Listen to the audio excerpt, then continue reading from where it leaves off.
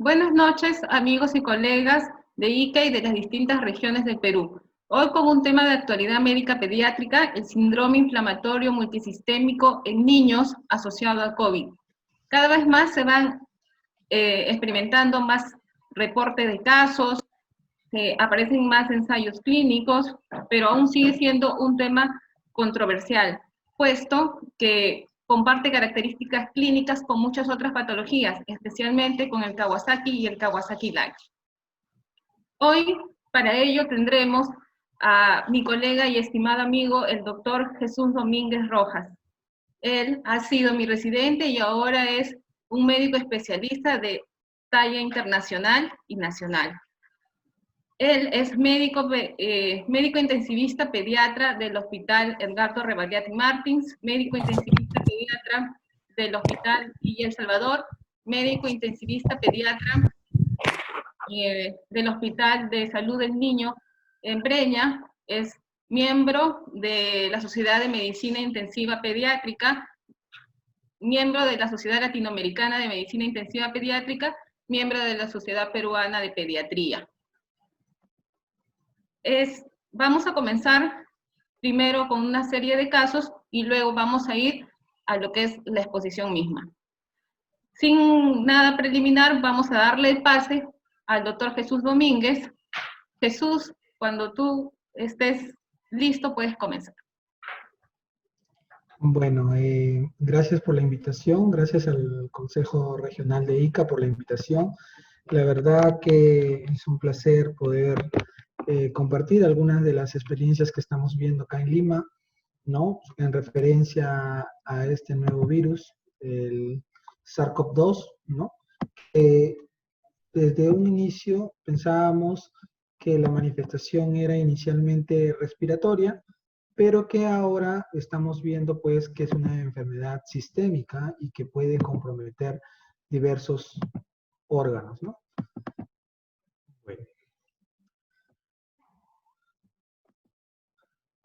El tema que vamos a conversar el día de hoy es el síndrome inflamatorio multisistémico en niños, también conocido como el MIX-C, asociado a la enfermedad de coronavirus del 2019.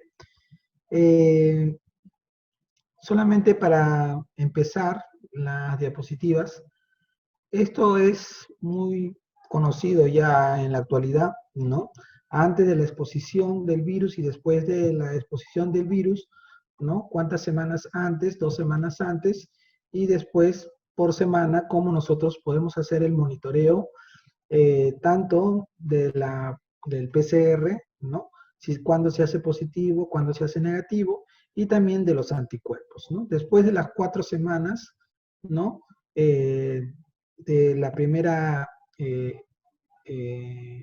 de iniciado la exposición, ¿no?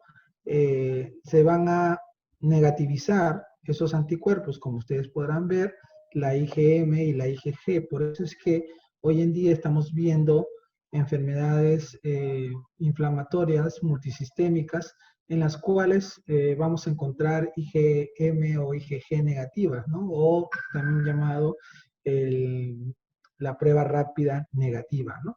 Entonces,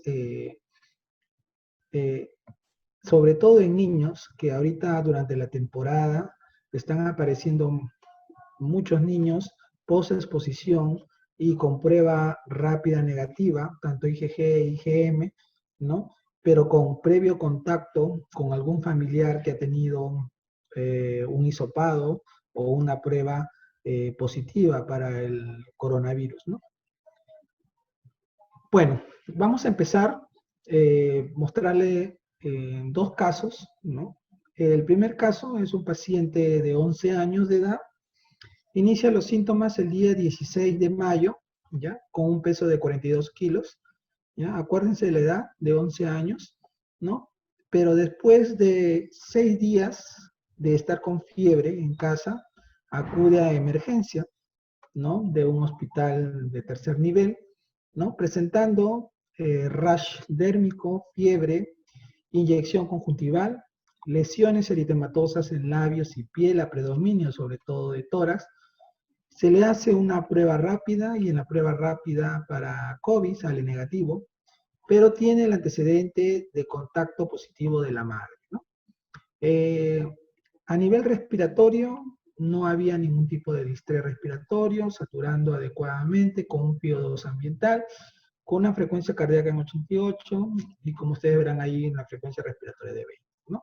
El resto del examen clínico no era contributorio, ¿no? El día del ingreso se le pide la analítica, ¿no? Como ustedes verán, lo que más caracterizaba a este niño era la sintomatología a nivel dérmico, ¿no? Y sobre todo a nivel de como si se presentara un Kawasaki incompleto, ¿no? Se le hace un examen auxiliar, se le encuentra unos leucocitos en 11.570, una hemoglobina en 12, unas plaquetas en 140.000, el BCG en 27, y vemos que se le pide un dímero D, porque ahora se le está pidiendo dímero D, se le está pidiendo exámenes, pruebas inflamatorias, ¿no? Y vemos que el dímero se encuentra elevado en 2.17, lo normal es menos de 0.5, una glucosa en 108, una urea 23.5, la albúmina se mantiene dentro del rango normal, el DHL también, ¿no? Y también lo más llamativo de los exámenes es que se ve que el PCR se encuentra en 13.3 y un BCG en 21, ¿no? Una radiografía de tórax sin alteraciones, ¿no?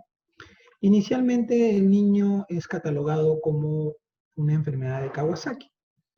Entonces, con todo el cuadro clínico, un Kawasaki Light, ¿no? Incompleto, ¿no? Recibe una dosis de inmunoglobulina y aspirina, ¿no? Posteriormente de haberse dado la inmunoglobulina y la dosis de aspirina, que después vamos a comentarla más adelante, fue dado de alta, ¿no? Pero el niño persistía subfebril durante todo ese tiempo y nuevamente reingresa, ¿no? Con los cuadros subfebriles, ¿no? Y también con historia de fiebre nuevamente, ¿no? Nuevamente persistía con la sintomatología casi similar, con las lesiones eritematosas en labios, agrietados, ¿no? Y bueno, pues se decide darle otra dosis de inmunoglobulina y continuar con la aspirina. Estas son las imágenes que, bueno, con autorización del familiar, ¿no? Se evidencian en el caso del niño de 11 años, ¿no? Inyección conjuntival, ¿no? Pueden acá observar edema de párpados, ¿no? Una lengua eritematosa, y las lesiones en piel tipo papulares, ¿no? A nivel generalizado, pero a predominio del lado del tórax, ¿no? Posteriormente, se le hace nuevamente unas analíticas después del segundo ingreso y se evidencia una leucopenia, ¿no? Unos leucocitos en 3.280, ¿no? Con un hematocrito en 35.2 y unas plaquetas en 451.000, ¿no?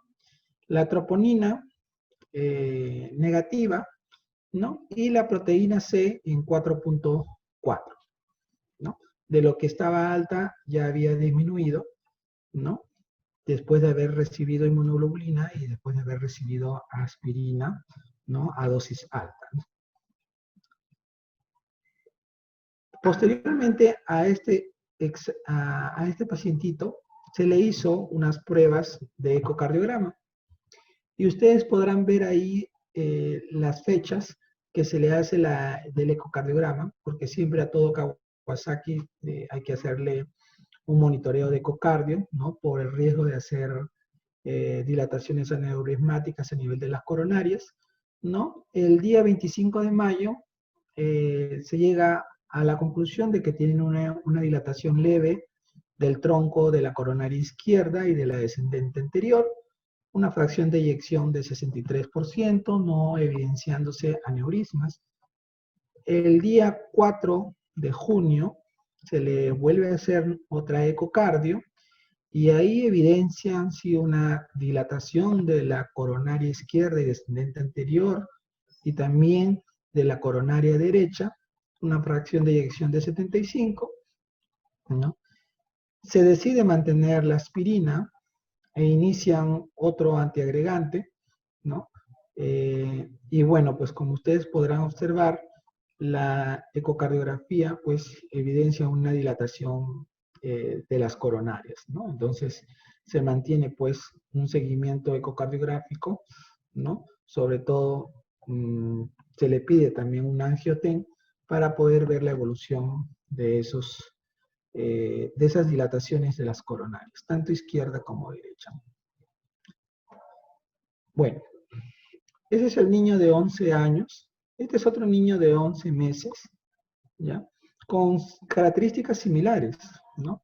Solo que este niño sí tiene la prueba de COVID positivo, tiene unas lesiones también similares, inyección conjuntival, tiene lesiones eritematosas, ¿no?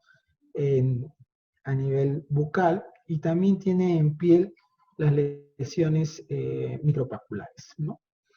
En sus exámenes auxiliares, el PCR está dentro del rango normal. No le he puesto ninguno de los exámenes porque no había nada contributorio en cuanto al caso del niño. El niño también recibe inmunoglobulina, ¿no? Y también se le da aspirina, ¿no? Entonces tenemos dos cortes de edades, ¿no? Un niño de 11 años y un lactante de 11 meses, con casi las características similares, pero con variaciones en cuanto a los exámenes auxiliares, y el tratamiento que reciben es casi similar en ambos. Entonces, ya para empezar, el SARS-CoV-2 últimamente que estamos viviendo en esta pandemia, hemos recibido muchos reportes de varias guías de varios colegios internacionales, como ustedes podrán ver ahí, ¿no? Donde lo asocian. Ellos también vieron desde iniciada la pandemia, ¿no? Desde marzo, ¿no? Y bueno, y después hacen cronológicamente un reporte y una definición de caso para cada uno de ellos, ¿no? Y lo llaman como un síndrome asociado temporalmente al SARS-CoV-2, ¿no? El PIMS-TC, ¿no? Que es una corriente que lo denomina europea, ¿no? Para llamar el síndrome asociado temporalmente al SARS-CoV-2. En cambio, la otra corriente lo denomina como MIC. Entonces, en marzo del 2020 es cuando comienza el COVID-19 y evoluciona en el Reino Unido, y entonces inusualmente notan esta enfermedad, ¿no?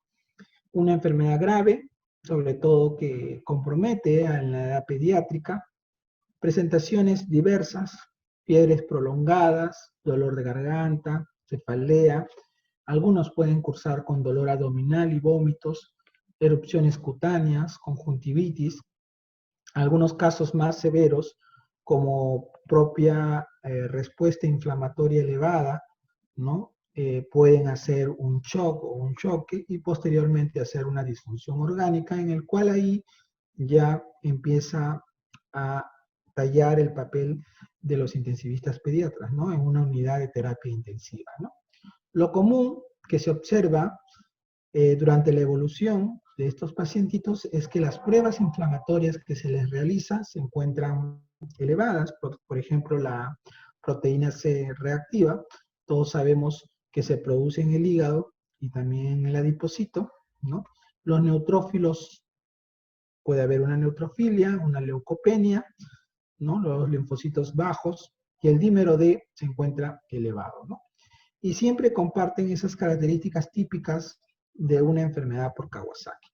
La gran mayoría de los pacientes que se vieron, sobre todo de esos 37 casos de 8 hospitales en Inglaterra, ¿no?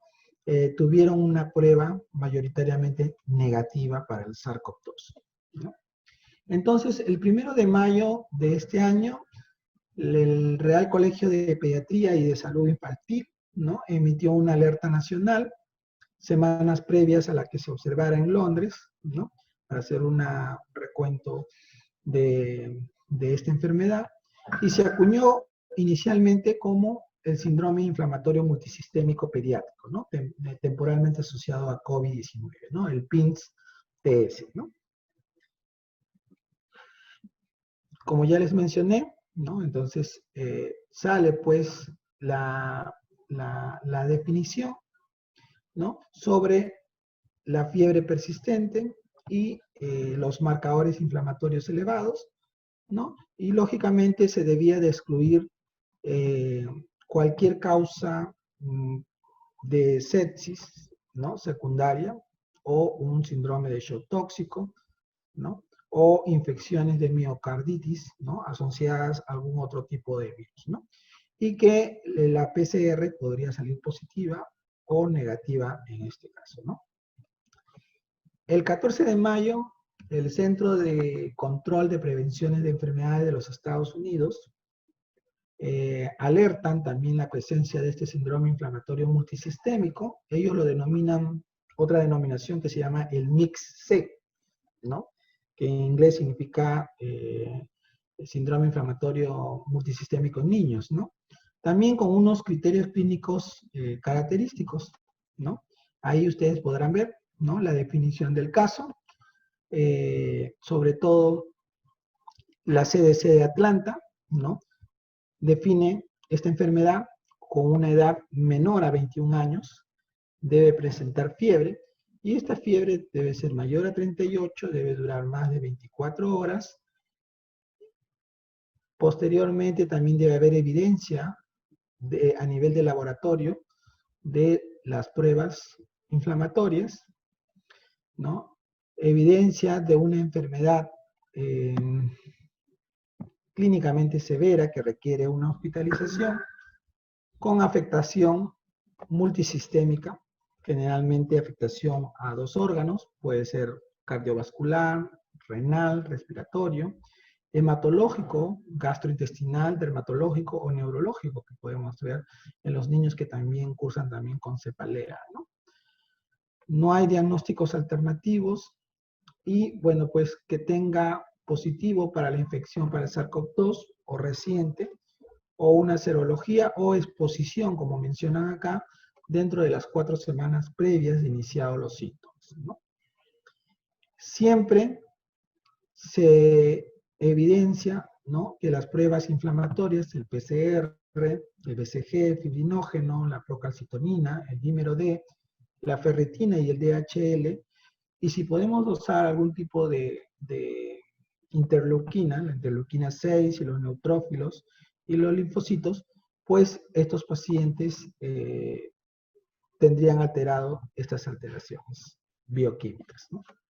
El 15 de mayo, la Organización Mundial de la Salud ya sí hace un reporte adheriéndose a lo que es la denominación del MIX-C, ¿no? Ustedes verán ahí la definición de caso, ¿no?, por la OMS, ¿no? Ellos lo consideran niños y adolescentes entre el rango de 0 a 19 años con fiebre, fiebre de más de 3 días, y que tenga por lo menos 2 de los criterios que ustedes pueden evidenciar ahí, ¿no? Erupciones cutáneas, ¿no?, hipotensión o shock que podrían tener algunos pacientes u otros no, características de compromiso a nivel cardíaco, miocarditis, pericarditis, valvulitis o anomalías de algunas coronarias, evidencia de alguna elevación de bioquímica, ¿no?, evidencia de coagulopatías, ¿no?, dímeros D elevados, de tiempo de protrombina o de tromboplastina que podrían alterarse, problemas gastrointestinales agudos como diarrea, vómito o dolor abdominal, y los marcadores elevados de inflamación como BCG, proteína C reactiva, y si tienen pues procalcitonina, ¿no? Que no sea, que se excluya cualquier causa microbiana evidente de inflamación, lógicamente incluida una infección por sepsis bacteriana, porque acuérdense que la sepsis bacteriana también puede producir elevación de los marcadores inflamatorios, ¿no? O también síndromes que también hemos estado viendo, ¿no? Anteriormente, antes de la pandemia, ¿no? Los estreptocócicos o los estafilocócicos, ¿no? Evidencia de COVID-19, ¿no? O que tenga un contacto con el paciente con COVID-19, ¿no? Entonces, emerge este nuevo espectro clínico en los niños, ¿no? Como podemos ver acá en este triángulo, tenemos los niños febriles con inflamación, enfermedad de Kawasaki asociada temporalmente con SARS-CoV-2 y el síndrome multisistémico inflamatorio pediátrico temporalmente asociado a SARS-CoV-2 que podría pues requerir de una enfermedad que requiera un monitoreo más estricto y una presentación más severa en algunos de los casos, ¿no? Acá podemos, para hacer una síntesis, ¿no? De los síntomas y de las pruebas, ¿no? En todos tiene que haber fiebre, ¿no? Alteraciones gastrointestinales, rash, conjuntivitis, cambios a nivel de la cavidad bucal, tos, cefalea y marcadores inflamatorios como PCR, la ferritina, troponina o el ProBNP, ¿no?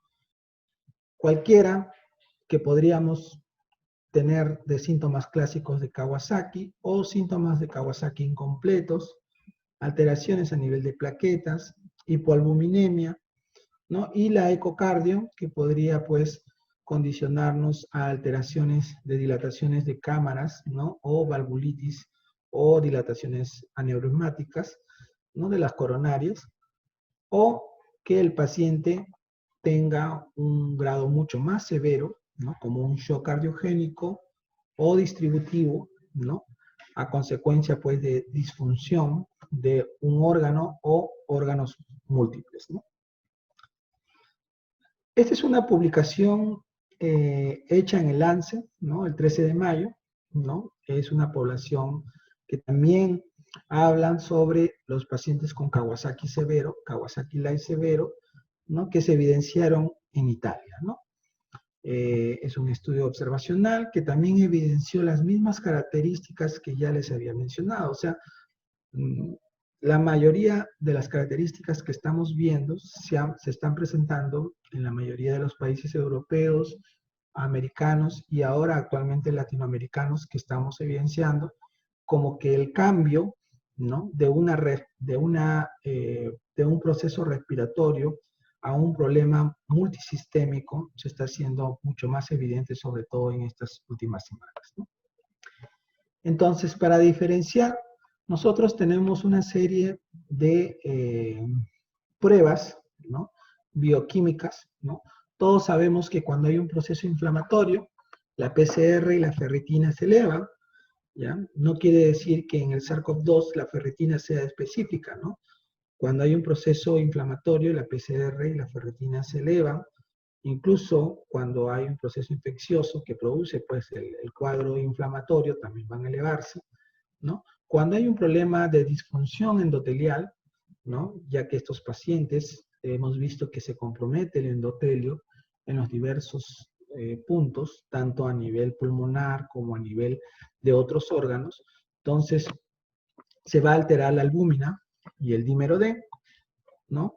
Va a haber una respuesta inmune disminuida, ¿no? Los linfocitos, puede haber una linfopenia, y lo más evidente que podemos ver en algunos casos es una alteración cardíaca, ¿no? La troponina, ¿no? Entonces, para que ustedes puedan ver, acá tenemos cómo podemos diferenciar, ¿no? Si estamos hablando de un Kawasaki-Lai asociado a SARS-CoV-2 o un síndrome de respuesta inflamatoria multisistémica. Entonces, vemos acá que en el Kawasaki, ¿no? La albúmina, la ferritina, los linfocitos, ¿no? Pueden estar en algunos casos alterados, pero en las enfermedades de respuesta inflamatoria multisistémica, vamos a ver que el dímero D puede presentarse muy elevado, la PCR también muy elevada, que a diferencia del Kawasaki, la PCR no se eleva tanto, ¿no? La ferritina se encuentra elevada y la troponina también se encuentra elevada, a diferencia del Kawasaki que generalmente pues no se evidencia mucha alteración. Entonces, hoy en día se está haciendo varias análisis sobre las definiciones actuales sobre una misma entidad, ¿no? Lo que se trata es unificar estos casos, ¿no? Tanto por la OMS como por la definición de caso de Atlanta, ¿no? Y hacerlo con criterios únicos para poder llamarlo como un síndrome de respuesta multisistémica inflamatoria, ¿no? Estos datos son características demográficas, ¿no? Sobre todo de pacientes de Inglaterra, en Londres, por ejemplo, según la etnicidad, ¿no?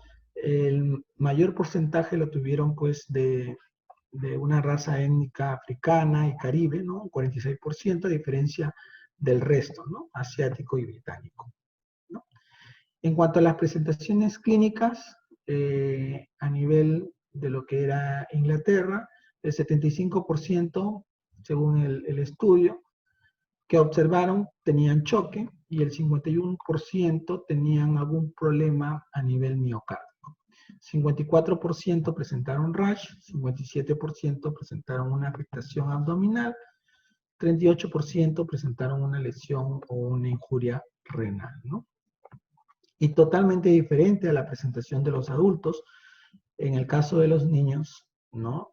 Como sabemos, pueden ser asintomáticos o pueden tener síntomas leves e incluso asintomáticos. Si tomamos una radiografía, podrían tener pues unos espectros radiográficos típicos de un SARS, ¿no? Pero que no evidencian pues una clínica severa a nivel respiratorio. A nivel de las características del laboratorio, como ya les mencioné, va a haber alteraciones a nivel de los linfocitos, anemia, se van a elevar el dímero D, la troponina, y el PCR se va a encontrar aumentado, ¿no?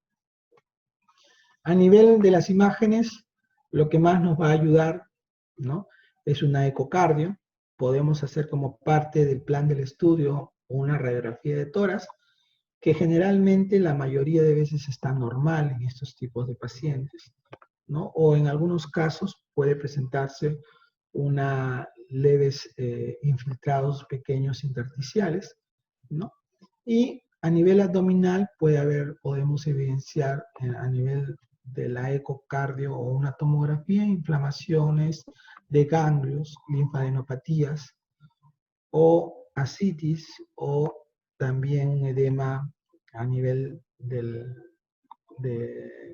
colédoco, ¿no? Entonces, en los hallazgos ecográficos, 5 niños de este estudio, ¿no? Tuvieron las arterias coronarias dilatadas, se le hizo al menos una ecocardio y tenía una función ventricular baja, una fracción sistólica menor a 28, ¿no? Entonces, por eso es importante hacerle una ecocardio a estos tipos de pacientes para ver la fracción de eyección o si es que tienen alguna alteración del ventrículo derecho, sobre todo, ¿no? Y ver las coronarias cómo están, ¿no? Si están dilatadas o no, porque pueden presentar un cuadro severo en esta enfermedad, ¿no? En cuanto al manejo, lo ideal en estos pacientes, hay que valorar bien a estos pacientes, diferenciarlos, ¿no? De acuerdo a la edad, que vamos a ver más adelante, si es un Kawasaki Light, ¿no? Que hoy día lo mencionan así, versus un síndrome de respuesta inflamatoria sistémica, pero en realidad son casi la misma entidad, ¿no? Comparten la misma sintomatología, ¿no? Pero estos pacientes deben ser monitorizados, ¿no? En un área crítica, ¿no? Sobre todo si requieren o si tienen alteraciones a nivel miocárdico, ¿no? Pueden requerir, pues, o si están en un estado de choque, fluidos, ¿no? O si tienen alguna disfunción, inotrópicos, sobre todo, por ejemplo, en este estudio, requirieron 70%. El 38% de los niños generalmente no recibieron inmunoglobulina, solamente cuidados de apoyo, ¿no? Entonces, es importante, lo que sí, cuando se le da el tratamiento, la gran mayoría va a responder al tratamiento que se le dé, ¿no? Vamos a ver que vamos a tener un arsenal de terapia de medicamentos que también están en estudio y que cada día va cambiando, ¿no? Y bueno, y siempre la ecocardio, incido con la ecocardio porque nos podemos llevar una grata sorpresa, sobre todo la dilatación aneurismática de las coronarias, ¿no? Este es un estudio de insuficiencia cardíaca hecha por los franceses y Suiza, que enrolaron 35 niños con una edad media de 10 años. El 28% tuvieron comorbilidades como asma y sobrepeso. Debutaron con síntomas gastrointestinales prominentes, entre ellos dolor abdominal y diarrea, ¿no? Un tercio se le hizo una ecocardio y tuvieron una fracción de eyección ventricular izquierda menor al 30%.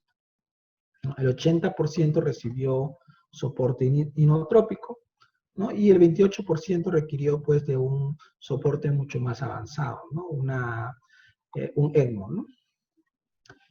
31 de los 35, o sea, casi el 88% positivo para la infección por PCR, recibieron como terapia inmunoglobulina intravenosa y un tercio de los que no respondían, pues tuvieron una terapia complementaria con esteroides, ¿no?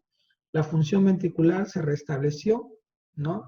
De 35 pacientes egresados de una unidad de cuidados intensivos. Ninguno de los pacientes tuvo mortalidad y los que fueron tratados con ECMO, que fueron el 28%, fueron destetados con éxito, ¿no? Esta es una publicación, ¿no? De los franceses, ¿no? Y acá podemos ver en la figura, ¿no?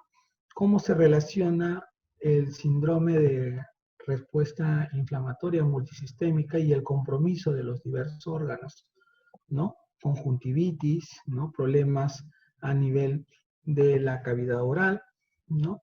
Pueden haber linfadenopatías en un 60%, cervicales, y también a nivel intestinal, rash, que es lo que más pueda predominar en esta enfermedad asociada al COVID, ¿no? Síntomas neurológicos, algunos pueden tener cefalea. Síntomas respiratorios, generalmente algunos hemos visto que pueden cursar primero con dolor abdominal, diarreas, y luego de unos días pueden hacer un cuadro respiratorio severo. Disfunciones, casi el 100% tienen una disfunción ventricular derecha, ¿no? En este estudio de los franceses con los suizos, tuvieron choque del 68% y dilatación coronaria 17% con una pericarditis de 8%. ¿No? El resto, náuseas, diarreas, algunos, bueno, requirieron una exploración laparoscópica, 2 pacientes que correspondían a un 5.7%, ¿no? Entonces, y todos tenían pues fiebre más de 4 días, tenían astenia y tenían una edad media de 10 años, ¿no?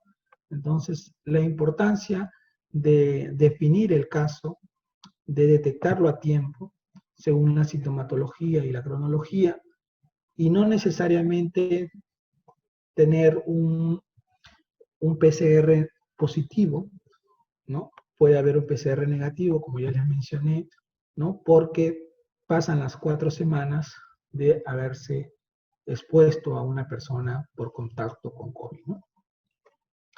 En esta lámina podemos ver, ¿no? El monitoreo que se debe de realizar, ¿no? Sobre todo los pacientes que hacen fiebre a los 3 días, o de 2 a 3 días, o mayores de 5 días, o de 1 día, ¿no? Es un algoritmo para nosotros poder pedir toda la analítica, sobre todo a nivel de la analítica inflamatoria, ¿no?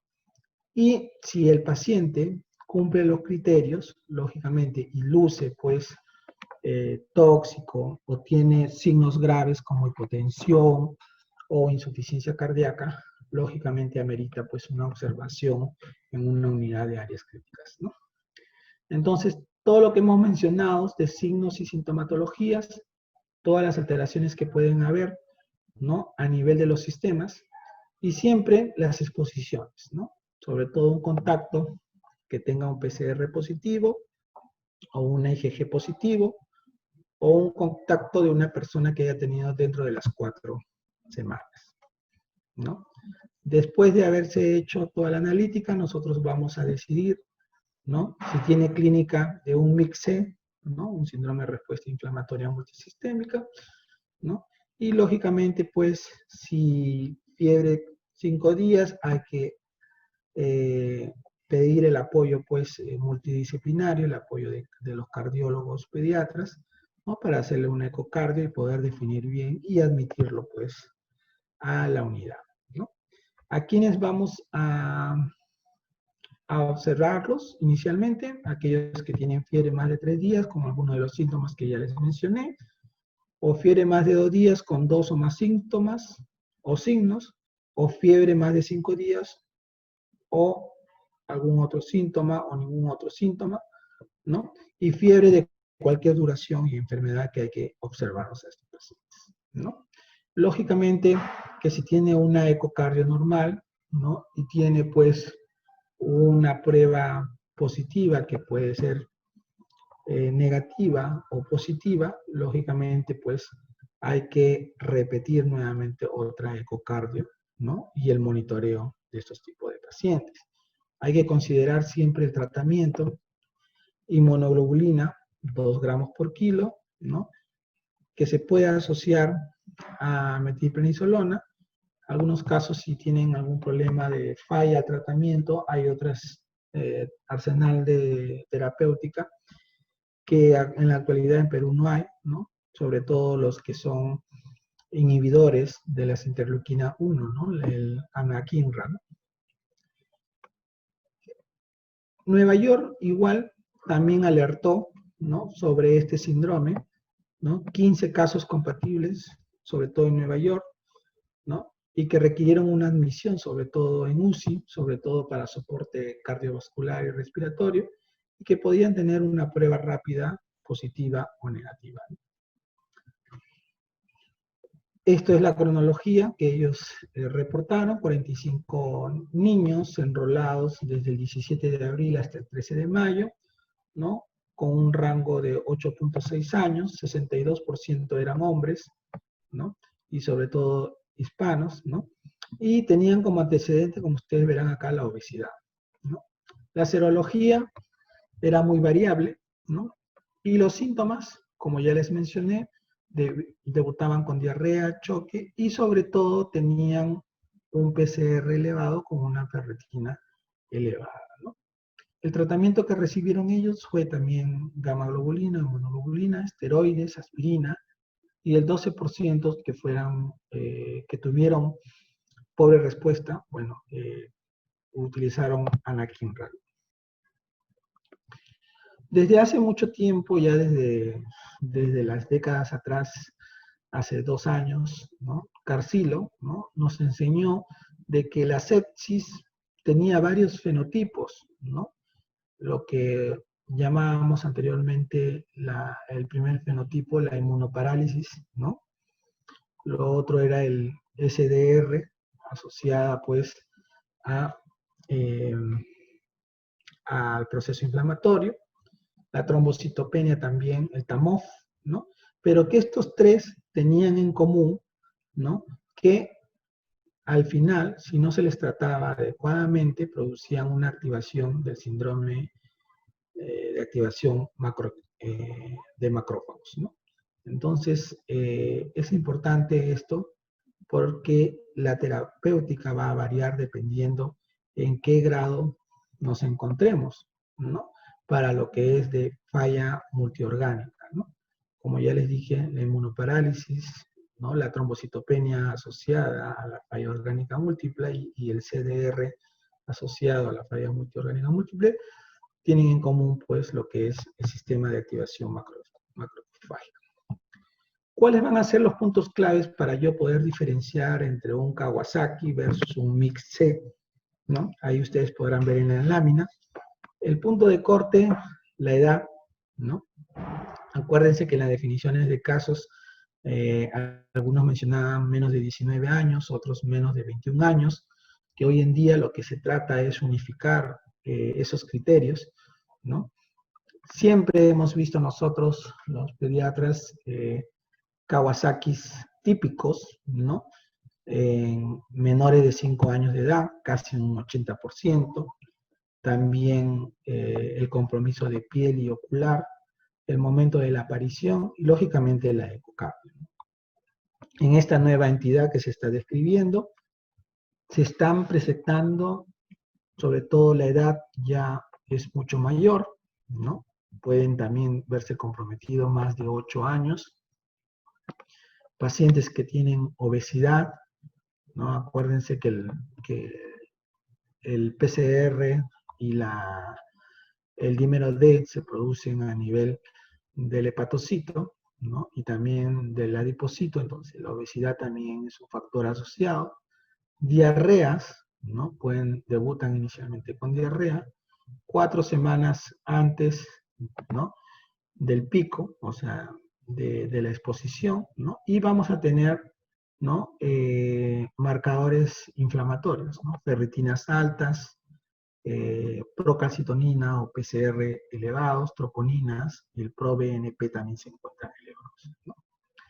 Entonces, tenemos varias entidades que en realidad debemos de unificar los criterios, ¿no? Hoy en día se están tratando de unificar estos criterios, ¿no? Sobre todo, la gran pregunta es, ¿qué factores van a determinar que estos pacientes tengan una mayor o menor severidad? ¿Por qué los niños mayores y que tengan obesidad se puedan presentar frecuentemente esta entidad? ¿No? ¿Qué relación va a existir entre un Kawasaki que anteriormente nosotros lo conocíamos en menores de 5 años y con todos los criterios, ¿no? Con la nueva entidad que es el MIC-C, ¿no? Siempre en estos pacientes el riesgo de aneurismas coronarios hay que tener frecuente y los biomarcadores inflamatorios y sobre todo el daño que puedan producirle a nivel de la microcirculación, ¿no? Porque algunos incluso pueden hacer microtrombosis en varios órganos, ¿no? Eso es lo que se llama la microangiopatía trombótica local, ¿no? Que también se produce a nivel pulmonar, ¿no? Y el inmunofenotipo de la sepsis, ¿no? Que se va a asociar a lo que es el síndrome de activación de macrófagos. El 8 de junio, un estudio reciente, también en Nueva York, también menciona el síndrome inflamatorio multisistémico, ¿no? Sobre todo 17 pacientes, entre ellos niños y adolescentes, con fenotipo inflamatorio de COVID, con características que también se van a superponer entre un Kawasaki Light versus un síndrome multisistémico. En ellos se observaron que había una mayor producción de las respuestas de los mediadores proinflamatorios, como la interleuquina 6 y la interleuquina 10, ¿no? Pero no habían elevaciones de algunos otros mediadores, como el factor de necrosis tumoral y la interleuquina 13, ¿no? Hubieron también hallazgos cardíacos anormales que sugerían, lógicamente, una vigilancia a largo plazo. Estos pacientes hay que vigilarlos, ¿no? A largo plazo, como el primer caso que habíamos visto, ¿no? Que ingresa y que se le da de alta, pero nuevamente persiste con fiebre y nuevamente reingresa, ¿no? Y después de 4 semanas, ¿no? Persiste con la sintomatología, ¿no? Y sobre todo que se le encuentra pues una dilatación anerosmática de las coronarias y lógicamente pues en este paciente hay que seguirlo, ¿no? Hasta pues evitar cualquier tipo de complicaciones, ¿no? En cuanto al tratamiento, la inmunoglobulina intravenosa, ¿no? La recomendación, en realidad, en cuanto a a la marca o a la formulación no hay ninguna ventaja clara, ¿no? Lo que sí se recomienda es que disminuye el riesgo de anomalías coronarias, sobre todo en los 2/3, ¿no? Probablemente porque neutraliza las toxinas y tiene una modulación a nivel inmune, ¿no? La recomendación es inmunoglobulina 2 gramos por kilo, pasados en 10 a 12 horas, y debe iniciarse tempranamente, ¿no? Y sobre todo dentro de los 10 días posteriores al inicio de la enfermedad. La aspirina, que también tiene efectos antiinflamatorios y antitrombóticos. En realidad, dar dosis bajas versus dosis altas, no ha habido evidencia de que disminuya o la frecuencia de el desarrollo de los aneurismas coronarios, ¿no? Generalmente, bueno, pues estamos acostumbrados a dar dosis altas, ¿no? De 80 a 100 por kilo día, hasta que se vuelva afebril, ¿no? Y luego bajamos a una dosis baja de 3 a 5 miligramos por kilo día, ¿no? Y estos deben de recibir, lógicamente, por lo menos 2 semanas, ¿no? Entre las 6 a las 8 semanas, y siempre un control de una ecocardio. Cuando se dice que hay fracaso al tratamiento, cuando persiste la fiebre, recurrencia, más de 36 horas de haber completado la dosis de inmunoglobulina, generalmente puede producirse un 20% en el caso de estos pacientes. Si hay recurrencia o fracaso del tratamiento, siempre hay mayor riesgo de aneurisma, como en el caso de nuestro paciente, ¿no? Los factores de riesgo pues van a depender mucho también de la edad, ¿no? Anormalidades de la eco a nivel inicial y lógicamente pues las alteraciones de la bioquímica, ¿no? Tanto de la albúmina como del BCG y la PCR, ¿no? Otra recomendación, si en caso no respondieran, si hubiera algún tipo de fracaso, es el infliximab, ¿no? Si hay falla a la interleuquina, infliximab 10 miligramos por kilo durante 2 horas, ¿no? Y bueno, pues si esto todavía no funciona, pues hay que pedir ayuda a la reumatología, ¿no? Para las opciones que podría ser anakinra, ¿no? Pero no lo tenemos acá en el Perú, ¿no? Opciones en cuanto al tratamiento del mix sin shock o sin choque, ¿no? No hay recomendaciones claras actualmente. Lo que sí hay que iniciar antibióticos si no se descarta la sepsis. Podríamos iniciar una cefalosporina, ¿no? Entonces la recomendación sería pues iniciar inmunoglobulina, corticoides y cobertura antibiótica, ¿no? Y valorar la anticoagulación. Generalmente la anticoagulación, si hay falla ventricular derecha, ¿no? Nos podría ayudar mucho. Y si hay signología de trombosis en estos tipos de pacientes, ¿no?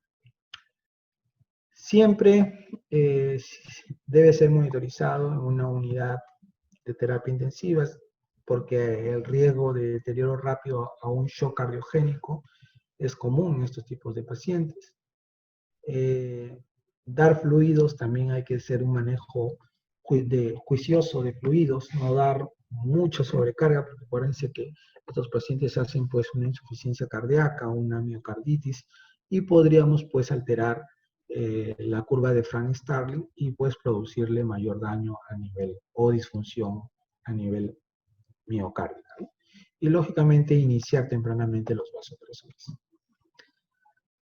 Anakinra es un antagonista del receptor de anti-interleuquina 1 utilizado, ¿no? Tiene un perfil de seguridad excelente y también es de corta duración, ¿no?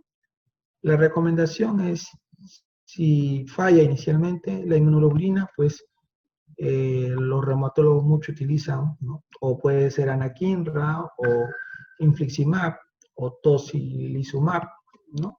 Si hay falla cuando se inicia esto. Esto es un algoritmo, ¿no? Actualmente para poder hacer el manejo de los pacientes, ¿no? Paciente, por ejemplo, que ya habíamos mencionado, la definición de caso, ¿no? Si hay signos o síntomas de shock o disfunción miocárdica, si lo hay, lógicamente hacemos un protocolo rápido, ¿no? Tanto clínico, laboratorial, ecocardio, siempre la reanimación hídrica juiciosa, antibióticos, valorar radiografía, valoración temprana del cardiólogo, ¿no? Y lógicamente el manejo por terapia intensiva, ¿no? Si tiene características clínicas o epidemiológicas, si no los tiene, lógicamente, pues podemos estar tranquilos, pero si los tiene, hay que pedir rápidamente un ecocardiograma y una radiografía de tórax, ¿no? Valorar siempre este ecocardiograma y las troponinas, ¿no? Y si hay sospecha de Kawasaki, ¿no? Que lo vea el cardiólogo, ¿no? Y si solicita, pues lógicamente una cama, pues para monitoreo, debería ser lo adecuado, ¿no? Si cumple criterios y sospecha clínica de mix, ¿no? Siempre consultar con infectología, criterios de ingreso, ¿no? Si tiene criterios, ¿no?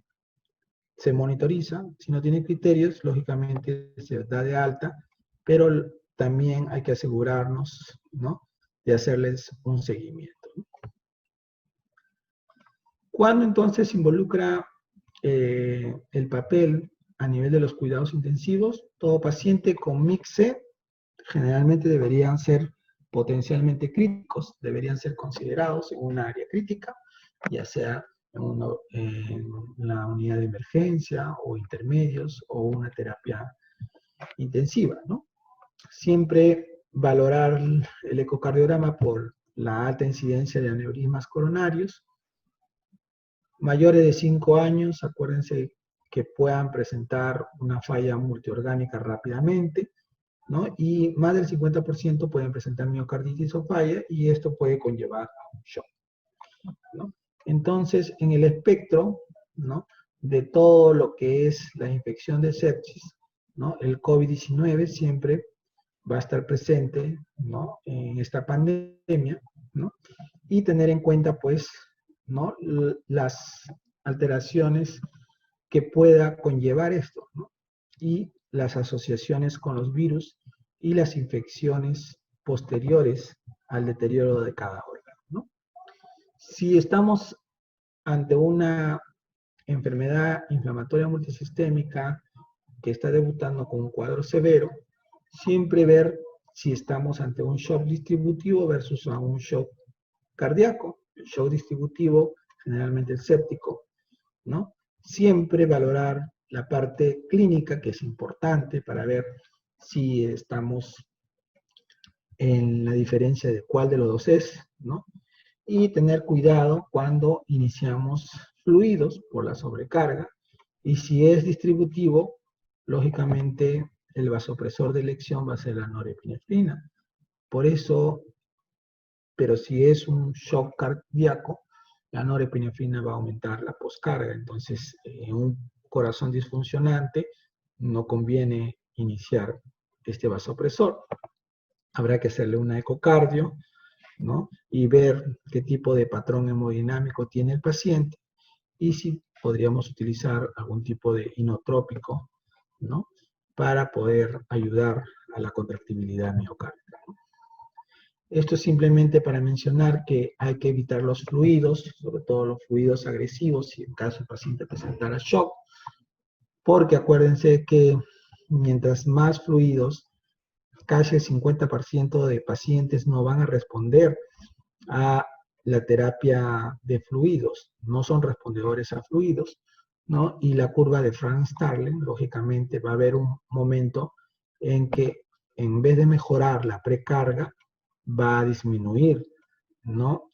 Vamos a tener un corazón disfuncionante, va a haber un síndrome de fuga capilar, va a haber un mayor edema, ¿no? Va a empeorar la sobrevivencia, aumentar la estancia hospitalaria. Entonces hay que valorar esto, ¿no? Y si queremos, pues, negativizar, siempre lo tratamos nosotros, pues, de tener un balance neutro en lo posible, y el uso de diuréticos, ¿no? Si el paciente tiene un cuadro cardíaco, ¿no? La miocarditis, como siempre, hay que valorarlo, ¿no? Muchas veces es estimados en la emergencia pediátrica, pero hay que tenerlo en cuenta, ¿ya? Generalmente los pacientes pediátricos vienen por un cuadro respiratorio, ¿no? Pero puede esconderse un cuadro de una miocarditis en estos tipos de pacientes. Siempre en el shock cardiogénico, ¿no? Siempre vemos dos cosas importantes: perfusión y lo que es congestión, ¿no? Si no hay congestión o si la hay, y la perfusión, si está adecuada o si está hipoperfundida, ¿no? Y según sea el caso, nosotros vamos a definir qué opción terapéutica vamos a dar para cada uno, ¿no? Si estamos hablando de un shock cardiogénico asociado al mix C, ¿no? Entonces podemos utilizar algún inotrópico, podría ser a dosis de 3 a 6 de dobutamina, ¿no? Como promedio, porque disminuyen la resistencia y aumentan la contractilidad. Un buen medicamento que aumenta la contractibilidad y disminuye las resistencias de las pulmonares, la milrinona, sobre todo relaja la función en diástole, ¿no? Y es inotrópico. Hay que evitar en lo posible utilizar dopamina en estos tipos de pacientes por las taquicardias y las arritmias. Y la epinefrina podemos utilizarlo, pero en dosis bajas con efecto beta, ¿no? Ventilación mecánica, siempre reducción de la poscarga y ECMO si el paciente no responde, ¿no? Consideraciones en cuanto a la terapia, pues ya volverles a repetir, siempre la inmunoglobulina, ¿no? Si tiene falla cardíaca severa, podemos considerar una dosis de 0.5 gramos por kilo por día, pero por 4 días, ¿no? Corticoides, ¿no? Por 7 días.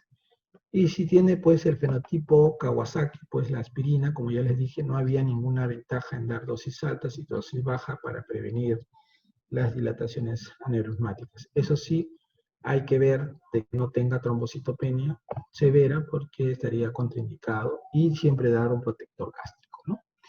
Y bueno, si es refractario, tenemos todo lo que habíamos mencionado, ¿no? Y si la falla cardíaca y la función es menos del 20%, pues hay que considerar pues el uso de heparina, ¿no? Entre ellos la enoxaparina, ¿no? Que podría ayudar a mejorar la función, sobre todo del ventrículo derecho. Bueno, eso es todo lo que les puedo dar a conocer. Es una enfermedad que estamos recién conociéndola, pero que tiene un espectro clínico amplio, ¿no? Y la necesidad de actuar prudentemente y de poder hacer una definición adecuada del caso es importante en este tipo de pacientes. Gracias.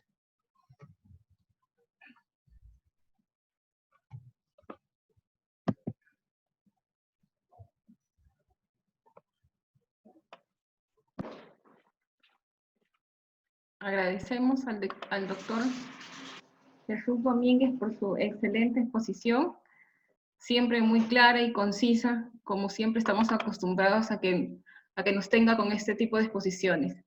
Estamos abiertos a las preguntas, por favor, del público. Tenemos esta primera pregunta. En el caso de tener un paciente con enfermedad de Kawasaki asociado al COVID, ¿sería necesario el uso de antitrombóticos y qué tipo de antitrombóticos utilizaría? Yo valoraría primero si hay clínica de trombosis y si tienen marcadores alterados de coagulación, por ejemplo, el dímero D elevado, con problemas a nivel del tiempo de protrombina y tiempo de tromboplastina. Y según eso yo decidiría pues el inicio de la anticoagulación, que en este caso la más segura podría ser la enoxaparina, ¿no? Pero como profilaxis, no como anticoagulante.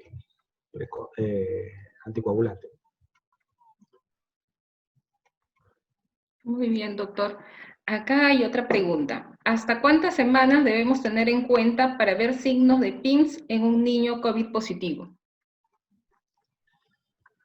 ¿Hasta cuántas semanas? Generalmente, pues, como ya les mencioné, son 4 semanas post-exposición, ¿no? Y la clínica hay que tenerla en observación, sobre todo si hace un cuadro aparatoso, ¿no? Con compromiso de marcadores inflamatorios, ¿no? Y con una ecocardio que tenga dilatación aneurysmática, hay que hacerles un seguimiento por lo menos hasta 6 semanas, ¿no? En estos tipos de pacientes. Ok, doctor, gracias. Eh, Hay unos artículos, hay un artículo de JAMA del 8 de junio y también lo mencionan en muchos artículos, tanto de españoles como de italianos, que nos dicen que este PIMS no es consecuencia directa viral, sino una consecuencia epidemiológica de la inmunidad contra el COVID. Entonces, por ello es que ellos han encontrado que la mayoría de pacientes son IgG positivos, pero las pruebas moleculares y el IgM han salido negativos, o incluso todos los serológicos y los moleculares negativos. No sé qué experiencia han tenido ustedes en sus unidades en relación a ello. Bueno, en realidad tenemos la gran mayoría que hemos tenido los pacientes con Kawasaki o PINS, ¿no? Son COVID negativo, ¿no? La gran mayoría, ¿no? Pero sí hemos tenido también positivos, ¿no? Se podría decir que el 25% de los pacientes que hemos tenido son COVID positivos, ¿no? Pero la gran mayoría han sido negativos, ¿no? Generalmente, como ya les mencioné, pues después de las 4 semanas ya la respuesta a negativizarse, pues post-exposición, ¿no? Es importante, ¿no? Entonces,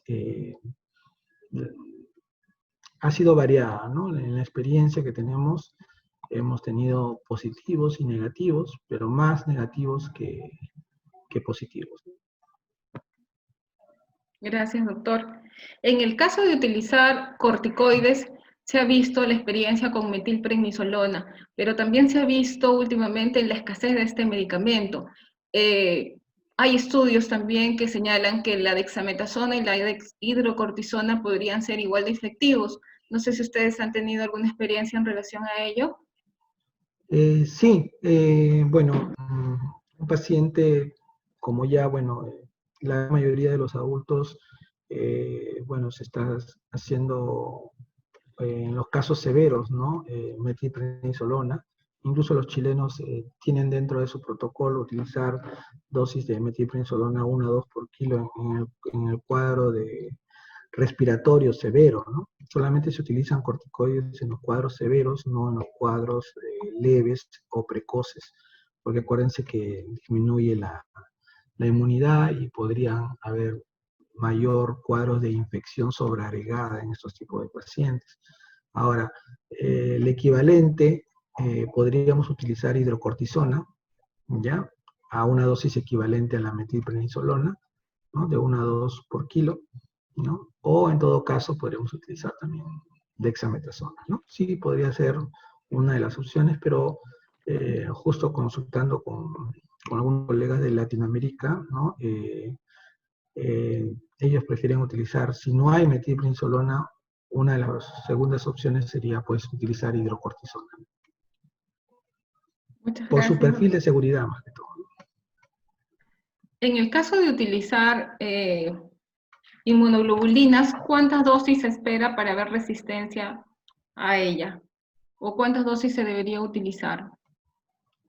Generalmente se le da la primera dosis, ¿no? Y en la primera dosis, conjuntamente con la aspirina, ya debe pues de caer eh, tanto la PCR como el paciente debe estar afebril, ¿no?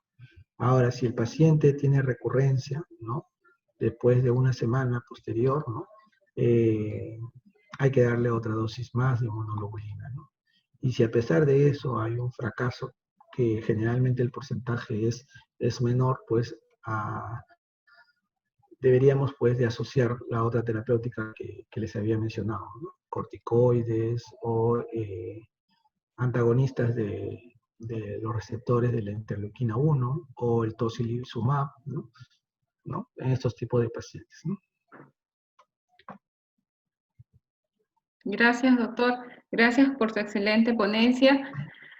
Ya no hay más preguntas. De todos modos, agradecemos siempre su visita. Ya en otras oportunidades nos ha visitado en el Hospital Augusto Hernández, siempre complacidos por su excelente exposición y siempre vamos a estarlo llamando, convocando para que nos den nuevas recomendaciones en relación a diferentes temas. Muchas gracias, doctor. Hasta Bueno, luego. gracias a ustedes por la invitación.